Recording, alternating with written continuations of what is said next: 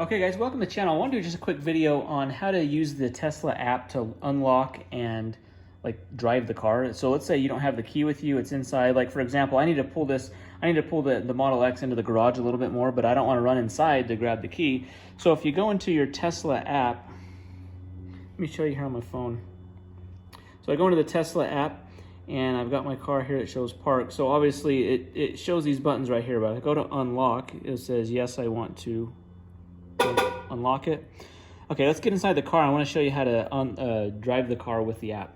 Okay, I'm inside the car. It says car off, key not inside vehicle, unable to drive. So obviously it senses the key's not in here. So if I go into my app, if you can see this icon right under the car on the main screen, there's like a key. That's basically it right there. You push that. It uses my Face ID. This is a iPhone, now it'll do that. So if you see it says keyless driving enabled, it gives you a 2-minute kind of timeout window. And now on the screen on the dash it shows keyless driving enabled, press brake and select gear. So now I'm able to drive this. So if I just